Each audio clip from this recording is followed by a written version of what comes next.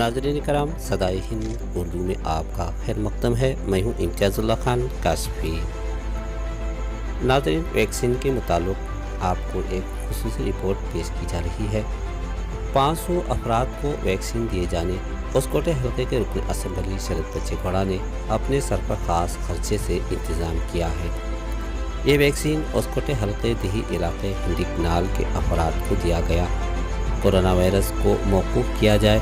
Vaccine को मुफीद साबित करने के लिए मौके पर रुकन असम्बली शरद बच्चेगौड़ा और बेंगलोर शहर के शिवाजी नगर के रुकन असम्बली रिजवान अरशद ने अपने साथी एक जो बेहतरीन मशवरेकार हैं काडगुड़ी में मौजूद स्काई डायग्नोस्टिक अस्पताल के चेयरमैन डॉक्टर सैयद मुजम्मिल के हमरा वैक्सीन लेना ज़रूरी करार दिया।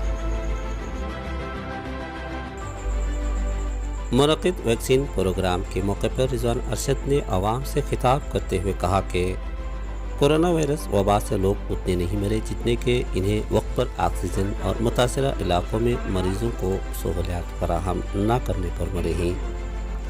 रिजवान अरशद ने हुकूमत हिंद बीजेपी और कर्नाटक हुकूमत को इसका जिम्मेदार ठहराया। इन्होंने कहा कि जिस तरह बैरूनी ममालिकात में लोगों को कोरोना वायरस से बचाने के लिए फौरी इक़दामात उठाए गए, हिंदुस्तानी हुकूमत नहीं उठाया है। रिजवान अरशद ने मुल्क की दूसरी रियासतों में कोरोना वबा बचाव पर बेहतर काम करने की सताइश की।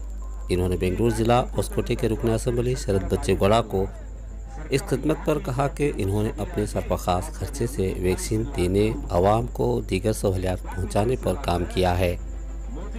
इन्होंने कहा कि इस तरह हम लोगों को इस मुल्क में तमाम ज़ात-पात के इख्तलाफात, ऐसे खराफात से बचकर मुल्क को बनाने की बहुत ज़रूरी है। ನಾನು ಕೂಡ ಒಬ್ಬ MLA ಆಗಿದ್ದೇನೆ। ಇದು ಈ ಜವಾಬ್ದಾರಿ ಸರ್ಕಾರದ್ದು। ಇವತ್ತು ಸರ್ಕಾರ ಯಾರದು?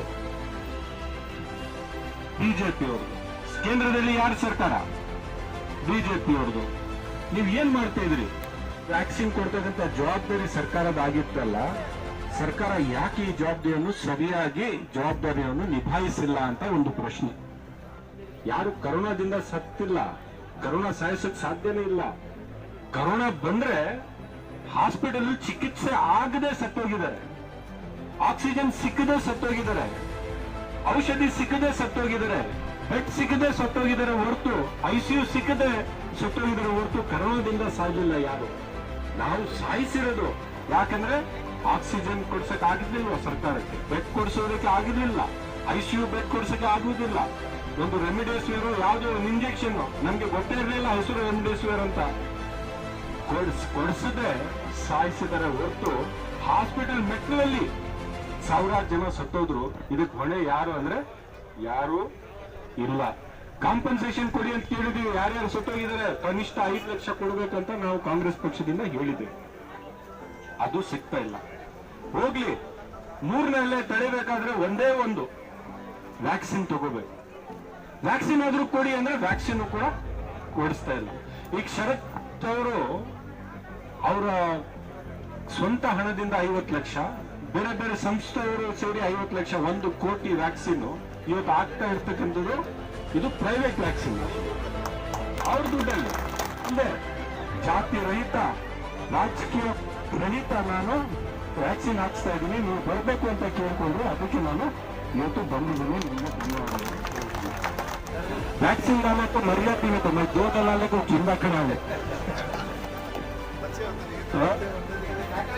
कोट भी होता नहीं, सब बराबर होता है। वैक्सीन को भी दूसरे चीजों को क्या है, ये बीमारी को फाइट करना, तो ये बीमारी से लड़ना तो ताकत होना, वो ताकत कौन देते? वैक्सीन देते। पॉपुलेशन वैक्सीन लेकर है, तो जब पूरी दुनिया वैक्सीन ले रही है तो हमें भी वैक्सीन लेना हमारी दिफा के लिए। इस मौके पर रिजवान अरशद ने एक खुसूसी बात पर तजिया करते हुए कहा कि शरद बच्चेगौड़ा एक आज़ाद उम्मीदवार कामयाब रुकन असम्बली हैं, इसलिए मैंने तमाम ज़ात पात से बालातर होकर सेकुलरिज्म की पासदारी के लिए शरद बच्चेगौड़ा को कांग्रेस पार्टी की हिमायत के तौर पर अपने साथ लिया, जिसमें डॉक्टर सैयद मुजम्मिल अहमद का बड़ा ही अहम रोल रहा है। ಅವ್ರು ಆ ಕಡೆ ಹೋದ್ರು, ನಾವು ಶರತ್ ಅವ್ರಿಗೆ ಫೋನ್ ಮಾಡಿ ದಯವಿಟ್ಟು ಈ ಕಡೆ ಬನ್ನಿ, ನಾವು ನೀವು ಎಲ್ಲರೂ ಜೊತೆಗೆ ಜಾತ್ಯತೀತವಾಗಿ ಯಾವ ಪಕ್ಷ ಹಿಂದೂ, ಮುಸ್ಲಿಂ, ಕ್ರಿಶ್ಚಿಯನ್, ಸಿಖ್ ಎಲ್ಲರಿಗೂ ಒಂದೇ ರೀತಿಯಲ್ಲಿ ನೋಡ್ತಕ್ಕಂಥ ಪಕ್ಷ ಅದು ಕಾಂಗ್ರೆಸ್ ಪಕ್ಷ. ನೀವು ಯಾವ ಸಮುದಾಯದವರಾಗಿರ್ಲಿ, ನೀವು ಒಕ್ಕಲಿಗರು ಆಗಿರ್ಲಿ, ನೀವು ಕುರುಬರು ಆಗಿರ್ಲಿ, ನೀವು ಲಿಂಗಾಯತರು ಆಗಿರ್ಲಿ, ನೀವು ST ಸಮಾಜದವರಾಗಿರ್ಲಿ ಅಥವಾ ಹಿಂದುಳಿದ ವರ್ಗದವರಾಗಿರ್ಲಿ, ನಾವೆಲ್ಲ ಒಂದೇ ತಾಯಿಯ ಮಕ್ಕಳು, ಒಂದೇ ದೇವರು. ನಾವು ಫಾಲೋ ಮಾಡ್ತಕ್ಕಂಥದ್ದು ಸಿದ್ಧಾಂತ ಇಟ್ಕೊಂಡಿದ್ರೆ ಅದು ಕಾಂಗ್ರೆಸ್ ಪಕ್ಷ. ಅಂತ ಪಕ್ಷಕ್ಕೆ ನೀವು ಬರಬೇಕು.